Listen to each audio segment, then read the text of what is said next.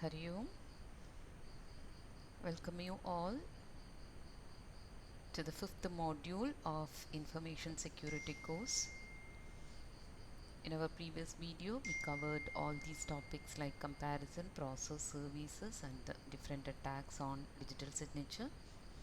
So in this video, we are going to talk about the digital signature scheme. So initially, we started with public key crypto system. Then we talked about the comparison based on inclusion, verification method, relationship, and duplicity. Then we talked about the digital signature process, in which the need for keys and the message digest was discussed. Then we talked about what are the different services that can be provided by the digital signature. These are the 4 different services that can be provided by the digital signature. Then in our previous video, we also talked about the attacks, the different types of attacks and different types of forgery. So now in this video, we are going to talk about the digital signature scheme. Especially we will be talking about the RSA digital signature scheme. Now the schemes which provide digital signature functionality are called as digital signature schemes. So any digital signature scheme will have 2 components. One is the private signing algorithm, which permits an user to securely sign a message, and the second one is a public verification algorithm, which permits anyone, whoever receives the message, to verify that the signature is authentic. Now generally the signing algorithm needs to bind a signature to a message in such a way that the signature cannot be pulled out and used to sign another document, right? Because each message will have a different signature. So the signature cannot be pulled out and used to sign another document. This must be one of the conditions to say it is a signing algorithm. And another condition is it cannot have the original message modified and the signature remain valid, because when you modify the message, automatically the signature will also be changed. So the signing algorithm must bind a signature with these 2 conditions. The signature cannot be pulled out and used to sign another document, and if the original message is modified, the signature should also be modified. Now RSA algorithm is a very popular public key crypto system, and this can be used for signing and verifying a message. Then the RSA algorithm can be called as RSA digital signature scheme. So we'll be talking about the RSA digital signature scheme. So before we talk about the digital signature scheme implemented with RSA, let us have a very brief discussion on RSA algorithm. We had already discussed the RSA algorithm in our 4th module. So we are going to very briefly just to recollect the points of RSA algorithm here. We know that RSA algorithm is the most popular asymmetric key cryptographic algorithm, and it is based on this mathematical fact. This is very important. It is based on the mathematical fact that it is easy to find and multiply large prime numbers, but very difficult to find the factors of their product.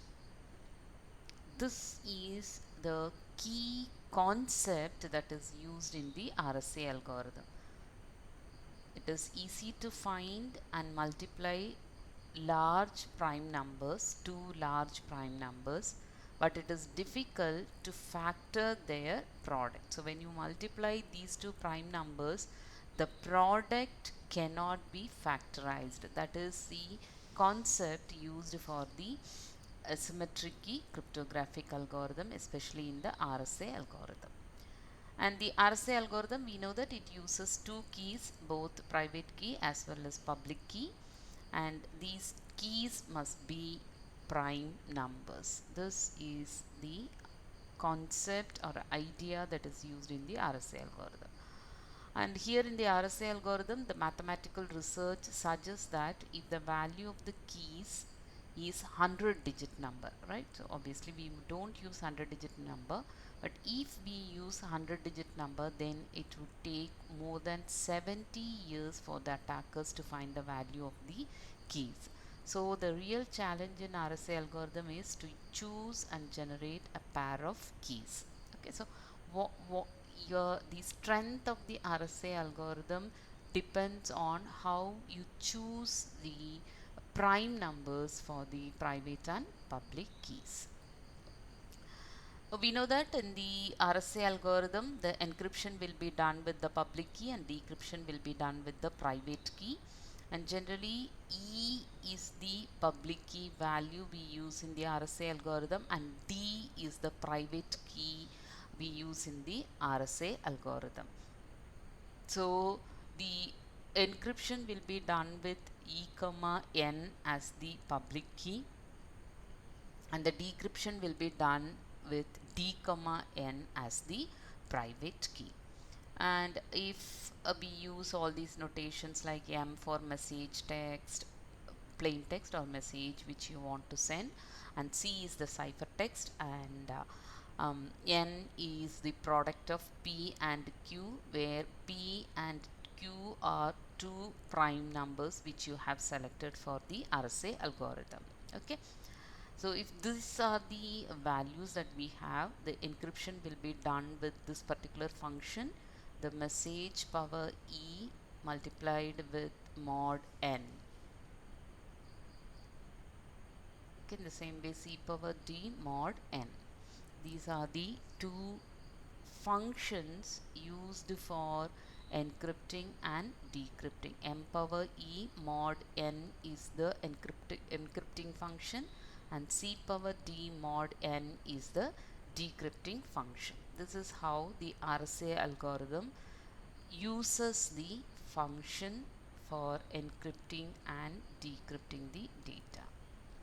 So what we do in the RSA algorithm, we select two prime numbers P and Q, then we compute the N value and phi of N value. N is nothing but product of P and Q. Phi of N is nothing but product of P minus 1 into Q minus 1.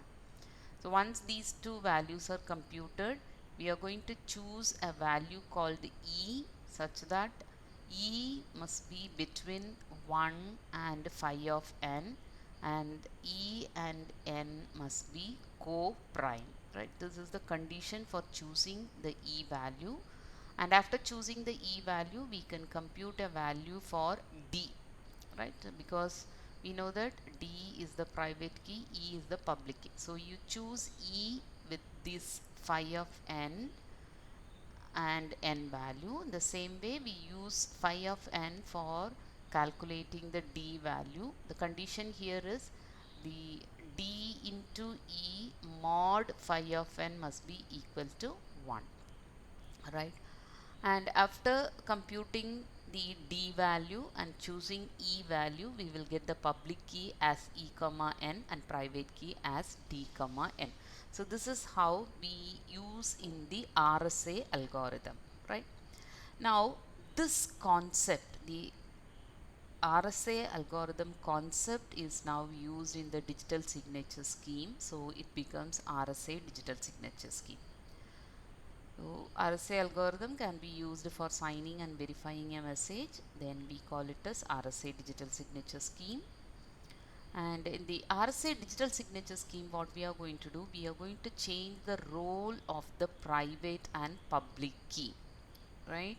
We are going to change the role of the private and public keys of the RSA algorithm. Why? Here, for signing the document, we are going to use the private key, and for verifying the document, we are going to use the public key. The private and public key of the sender is used here and not the receiver. This is the point to be noted in the RSA digital signature scheme, right? So whereas in the RSA algorithm, in the RSA algorithm, we are going to use the public key for encryption and private key for decryption, right? So in the digital signature scheme, the encryption is what you call a signing algorithm, decryption is what you call as verifying algorithm, right? So in the case of signing the document where you do the encryption process, we are going to use the private key, which will be d comma n, and the sender's public key, which is e comma n, will be used for verifying. That is how it differs from your general RSA algorithm. RSA digital signature scheme differs from RSA algorithm here. How the digital signature scheme here uses the private key for signing, which is nothing but encryption, and public key for verification, which is nothing but decryption. So this is the general idea of the RSA digital signature scheme. You can observe here, M is the message and S is the signature. Okay, M is the message and S is the signature. So to get the signature, what we do, we use the private key D comma N. D comma N. D is Alice private key. D comma N is used here for signing the document. So we will have a particular function here, and M, D, N will be given as the input, which produces the signature. Now this signature will, along with the message, M and S will be sent to the receiver, and here for the verification, the signature and the public key is used. And if the message and the output of this verification is equal, then we are going to accept the message, otherwise we reject it. This is the general idea. So the concept that you have to understand here, for signing it uses the message and the private key, and for verifying it uses the signature and the public key along with the message. So let us see how the key generation works in the RSA. How do you generate the keys for the RSA digital signature scheme? So the key generation in the RSA digital signature scheme is exactly the same as the key generation in the RSA algorithm, right? Same way we are going to generate the key, but only thing is, here in the RSA digital signature, we are going to use the private key for the encryption process, which you call as signing, and public key we are going to use for the verification process, which you call as the decryption. That is the only difference, but the key generation is similar to the RSA algorithm. What we do generally here, we will choose two large prime numbers P and Q, and we will be calculating the n value and phi of n, right? So it's similar to your RSA algorithm. You might have observed it is similar to the RSA algorithm. You calculate n value and phi of n value, and then we are going to choose the e value and calculate the d value, such that e into d is equal to 1 mod phi of n, right? Or you can write it like e into d mod phi of n is equal to 1. Both are same, right? Okay, so don't get it confused. Here we had already seen the, sorry, here it must be e into d mod phi of n is equal to 1. Now the same is written here, e into d must be equal to 1 mod phi of n. That's it. Okay, same method we are going to follow for the RSA digital signature also. Then we are going to select e as the public key and d as the private key, and the condition here is this one, and the condition here is e is a co-prime number of phi of n. That means it must not be a factor of phi of n. So the same, whatever we had discussed in the RSA algorithm, the same concept is used here for the key generation. Now this figure depicts the signing and verifying in the RSA digital signature scheme. So you have Alice as the sender or the signer, and Bob as the receiver or the verifier. So Alice is generating the keys. So Alice has generated the key using this particular method. So she has generated E and D, and she has D as her private key and E as the public key. So D comma N will be used here for signing, and this is the function we use in the RSA algorithm.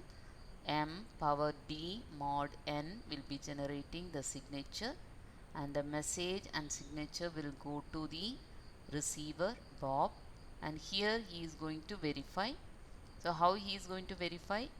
He gets the signature and the public key, and he applies this particular function which will be generating M dash, and he verifies whether M and M dash are equal.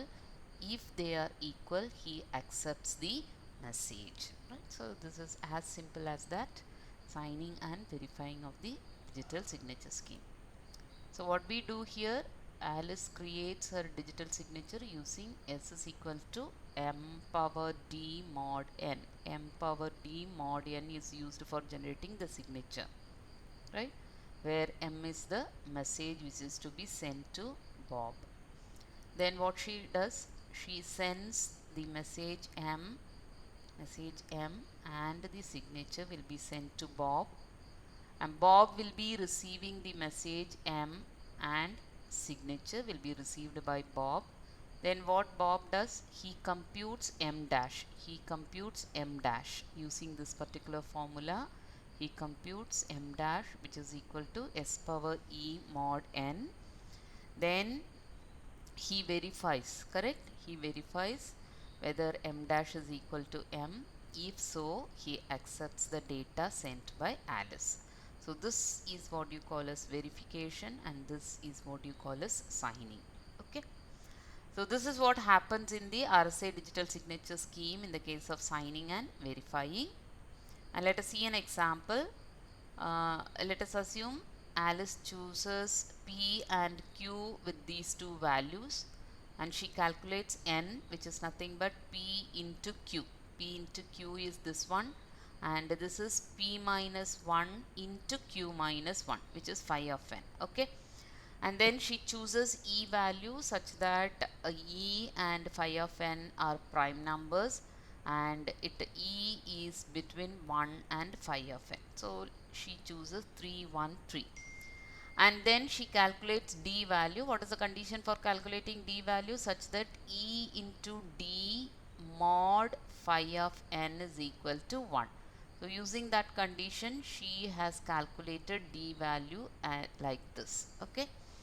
Now with this, the key generation is complete. Okay, RSA key generation is complete. Now suppose say Alice wants to send a message with the value M is equal to 1907. So this is the message she wants to send to Bob. Okay.